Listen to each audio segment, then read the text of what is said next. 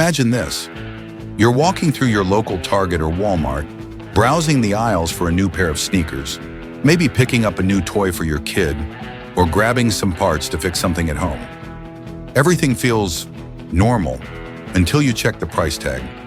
Suddenly, that $50 pair of shoes is now $102. The toy? Almost double. And you start to wonder, what changed? Well, what changed didn't happen on your street. It happened thousands of miles away, between Washington and Beijing. In recent days, former President Donald Trump has issued a bold warning. If China doesn't remove its current 34% retaliatory tariff on U.S. goods, he will slap a new 50% tariff on everything China exports to the United States. That includes clothing, electronics, car parts, household goods, basically anything you probably have in your home right now. If implemented, that would mean some Chinese imports could see a total tariff burden of 104%. From China's side, the response was swift and defiant. Beijing called the move blackmail and made it clear they won't back down. In fact, officials said they're ready to fight a trade war to the end. No talks are currently happening. No deal is on the table. And while all this unfolds at the highest levels of global politics, the impact trickles all the way down into our wallets, our communities, and our daily lives. So what's really going on here? Is this just tough talk before an eventual handshake? Or are we heading into a full-blown economic battle that could reshape how and what we buy? In this video, we're going to walk through the story behind the headlines. We'll explore the roots of this tariff standoff, how it's affecting not just China and the US, but the entire global economy. And most importantly, what it means for people like you and me. Let's rewind for a moment and see how we got here.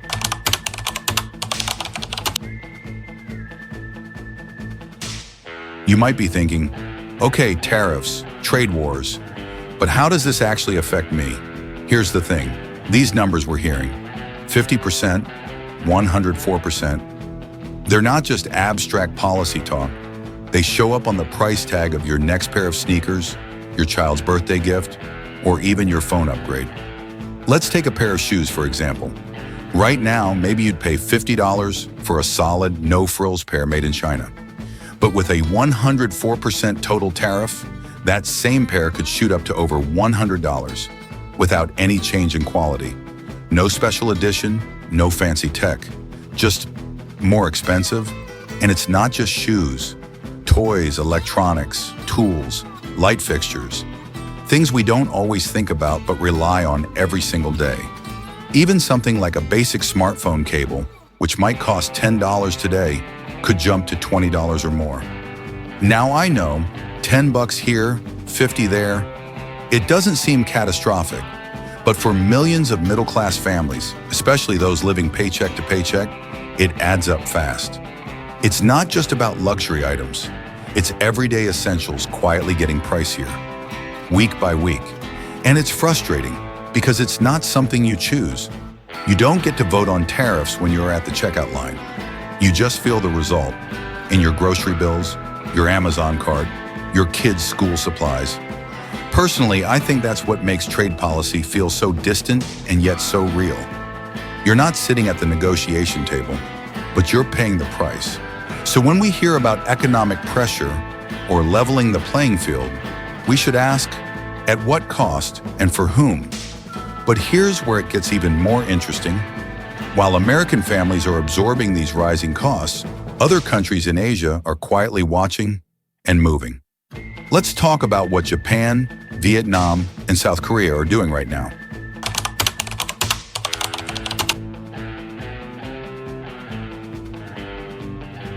So here's a question that keeps coming up. Why won't China just back down? Wouldn't it be easier to make a deal, drop the tariffs, and move on? On the surface, that might seem logical, even obvious. But to understand China's position, we have to look beyond the economics and into something deeper, the concept of face. In Chinese culture, and in many parts of Asia, face isn't just about saving embarrassment. It's about honor, status, and credibility. For a leader like Xi Jinping, who spent over a decade cultivating strength and stability as his legacy, Appearing to bow to pressure, especially from the West, would be seen as weakness, both at home and abroad. It's not that China doesn't want a resolution, it's that the way that resolution happens matters a lot. When Trump publicly threatens a massive 50% tariff and calls on China to come begging for a deal, it corners Beijing. There's no room left for compromise without appearing to surrender. And if there's one thing authoritarian governments fear more than economic pain, it's losing legitimacy. This isn't the first time we've seen this dynamic play out. Back in the 1980s, the US pushed Japan hard on trade imbalances. Public pressure and aggressive tactics eventually led to the Plaza Accord, but many economists believe the forced deal planted the seeds of Japan's lost decade, a period of economic stagnation that lasted nearly 20 years. China has studied that history. They know what it's like to give in too early, too publicly, and they're determined not to repeat it. Now, that doesn't mean they won't negotiate, but it does mean they'll want an off-ramp, a way to back down without looking like they've lost. That could be a softer tone from US leaders, more private diplomacy, or even phased tariff reductions that both sides can claim as victories. Honestly, this is one of the biggest blind spots I see in how we talk about global conflict in the West. We focus so much on leverage, but sometimes forget about dignity. And in high-stakes diplomacy, dignity isn't optional. It's everything. From my perspective, real diplomacy means giving your rival a path out. Not just to protect them, but to protect the outcome you want. Because no one walks willingly into a deal where they feel humiliated. And if we keep pushing without offering a way out, we're not building pressure, we're building a wall. Now, while the US and China are stuck in this standoff, other countries are starting to see an opportunity. They're not just watching from the sidelines, they're moving in, reshaping supply chains, and positioning themselves as the next big players. Let's take a look at how nations like Vietnam, Japan, and South Korea are stepping up in the middle of this trade storm.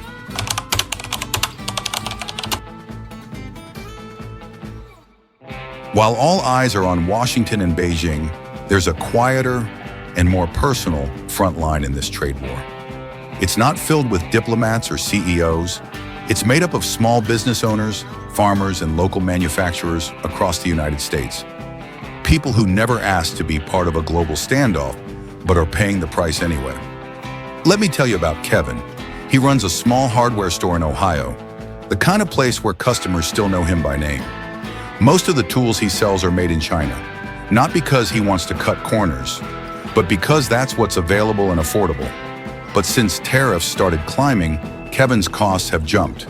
A wrench set that used to cost him $12 now costs $22. He's had to either raise prices and risk losing loyal customers, or absorb the loss himself. Either way, the math doesn't add up like it used to. Then there's Maria, a second-generation farmer in California. She exports almonds to Asia, but when China retaliated with its own tariffs, her buyers suddenly disappeared. Her harvest is just as good as ever, but her profits nearly cut in half. These are not billion-dollar corporations with legal teams and global strategy departments. They're the heartbeat of local economies, and they're often the first to feel the shockwaves of global policy. The truth is, small businesses operate on razor-thin margins. A 10 or 20% increase in costs can mean the difference between staying afloat and shutting down. When tariffs get thrown around as political leverage, it's not just foreign nations who pay, it's also the shop down your street, the farm just outside town, the local factory barely hanging on. What's often missing in the news coverage is this human angle. We talk about trade imbalances and supply chain resilience, and those are real issues. But we don't always talk about what it means for people with payrolls to meet, inventory stuck in port, or equipment delayed for months because a part got caught in tariff limbo. From where I stand, this isn't just an economic issue, it's an emotional one. When people feel powerless to control their future, when hard work no longer guarantees stability, that frustration runs deep, and we owe it to them to keep their voices in the conversation. As big powers clash, there's another shift quietly happening beneath the surface. With China becoming a riskier partner, countries like Vietnam, South Korea, and Japan are stepping up, not just as bystanders, but as potential replacements in the global supply chain.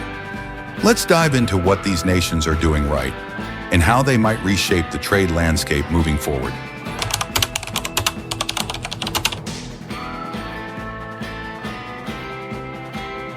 While the US and China go head-to-head, something fascinating is happening just off stage. A quiet shift that could change global trade for years to come. Because where one door slams shut, others quietly begin to open.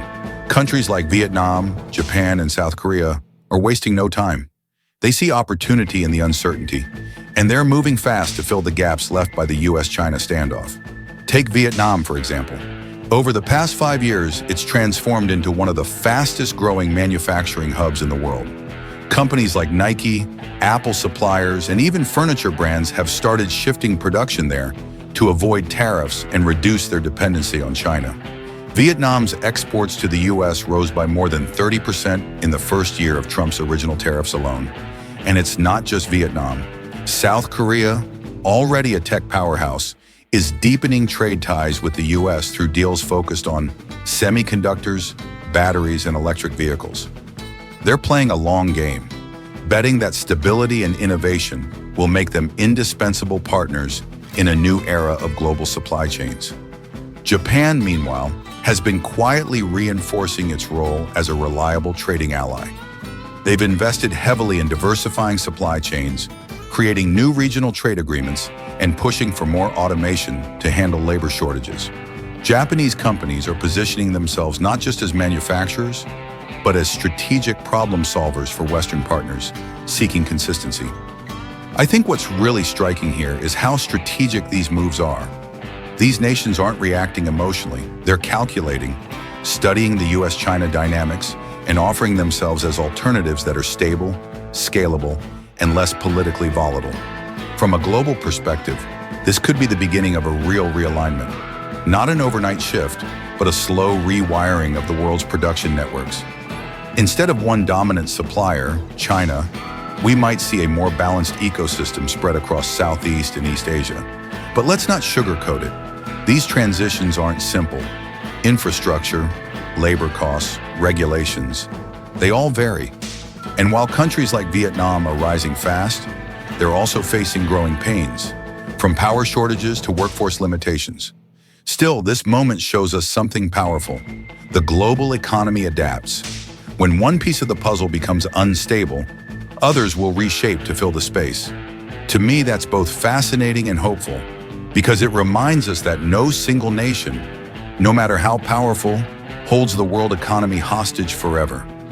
But with all this movement, there's one question we haven't answered yet. What would a realistic deal between the US and China even look like? And is there still a way back from this cliff? Let's explore that next.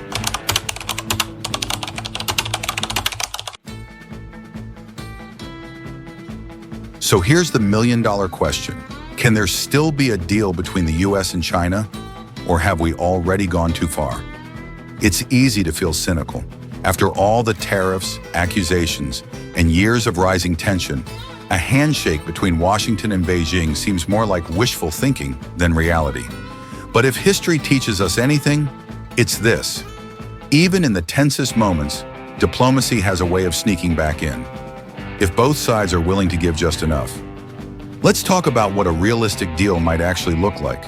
First, phase tariffs. Rather than scrapping all the tariffs at once, which would feel like political surrender for either side, a smart compromise could involve gradually lifting duties as each party meets certain benchmarks. That could mean agreed quotas on trade volumes or timelines for regulatory reforms. Think of it like checkpoints in a game. Move forward and you unlock the next level. Second, WTO involvement. The World Trade Organization has its flaws, no doubt, but it still offers a neutral space for mediation and verification. Bringing in the WTO, or even forming a new bilateral enforcement body, could help both sides save face while committing to fairness. And third, the big elephant in the room, technology and intellectual property. This is where past deals have often failed. The US wants tighter protections for patents, less forced tech transfer, and fewer barriers for American tech companies in China. Meanwhile, China sees these demands as an attempt to slow its growth. One possible path forward? Focus the deal on specific sectors, like green energy, EVs, or biotech, where both sides benefit from cooperation. Instead of trying to fix everything at once, narrow the scope, build trust, and scale from there.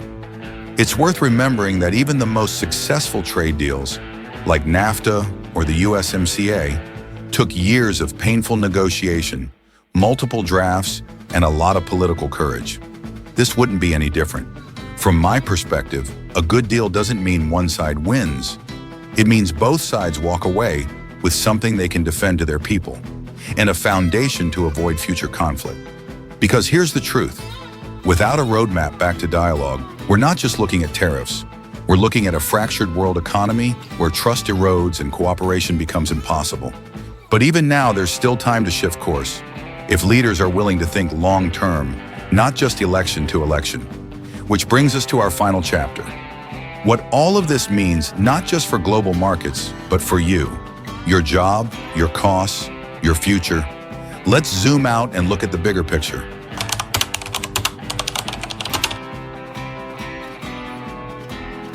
Let's zoom out for a moment, because while it's easy to focus on tariffs and trade talks like they're just political chess moves, the truth is, the ripple effects stretch far beyond headlines and policy papers. They reach into the global economy, and they eventually knock on your front door. So what does this trade war mean for the bigger picture? First, let's talk about inflation, something we've all felt lately, whether it's at the gas pump, the grocery store, or shopping for back-to-school supplies. Tariffs often act like hidden taxes. When it costs more to import goods, businesses pass those costs on to consumers. It's not always dramatic. Sometimes it's just a few extra dollars. But when that happens across millions of products in every industry, it builds fast. And here's the kicker. Even when inflation starts from trade disputes, it doesn't always end there. It can trigger wage pressures, raise borrowing costs, and even push central banks, like the Federal Reserve, to take action that slows down the entire economy. Then there's supply chain disruption. One of the biggest lessons we learned during the pandemic was just how fragile our supply networks are.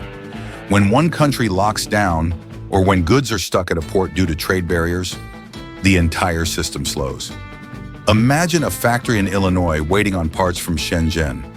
A delay of even 2 weeks can throw off entire production schedules, especially for industries like auto manufacturing or consumer electronics. What worries me most isn't just the immediate pain, it's the long-term economic shifts. If the US and China continue to decouple, we could be looking at two competing trade systems, each with its own rules, currencies, and alliances. That kind of fragmentation isn't just inefficient, it's risky. It creates uncertainty for investors, slows down innovation, and limits global cooperation on big issues like climate change or public health. And yes, all of this matters deeply to US voters, because whether you run a business, work a 9-to-5, or are just trying to afford groceries for your family, these global shifts shape your reality. They determine how much your paycheck stretches, whether your job stays secure, whether your kids grow up in a stable economy, or one constantly reacting to crisis. From where I sit, this isn't about choosing sides in a political battle. It's about staying informed, asking better questions, and remembering that economic decisions made behind closed doors can, and will, shape the lives of everyday people. And maybe the most powerful thing we can do is keep these conversations alive, because the more we understand the big picture, the better chance we have to shape it together. Thanks for sticking with me to the end. Let's take a moment to bring it all together. We've talked about tariffs and trade wars, but more importantly, we've looked at how these massive global decisions hit home, from price tags at your local store, to the quiet struggles of small business owners, to the countries quietly reshaping the future of global trade behind the scenes. We explored why China won't easily back down, not because they can't, but because of deep cultural and political forces that shape their every move. We looked at how American small businesses are caught in the crossfire, how other Asian countries are stepping up, and what a realistic path to peace might actually look like. one that's less about winning and more about finding balance. And finally, we zoomed out to see the bigger picture, how this all impacts inflation, supply chains, and the economic future we're building, whether we realize it or not. So what can we do with all this? Start by paying attention, not just to what's said, but what's left unsaid. Ask who benefits, who pays, and how we can hold leaders accountable for economic decisions that affect us all. Whether you're a voter, a parent, a small business owner, or just someone trying to make sense of the headlines, you deserve to understand the system shaping your life. Now, if this video sparks something for you, maybe a new insight, or even just a better question, I'd love to hear about it. Drop a comment below. Let me know what you think. Do you believe a US-China deal is still possible? How are rising prices affecting you or your community? And if you found this helpful, go ahead and hit that like button. Share this video with a friend who's been wondering what's really going on behind the scenes. And don't forget to subscribe. We're building a space here for thoughtful, informed conversations about the world we live in. Because understanding is power. And the more we share it, the stronger we all become. Thanks again for watching. I'll see you in the next one.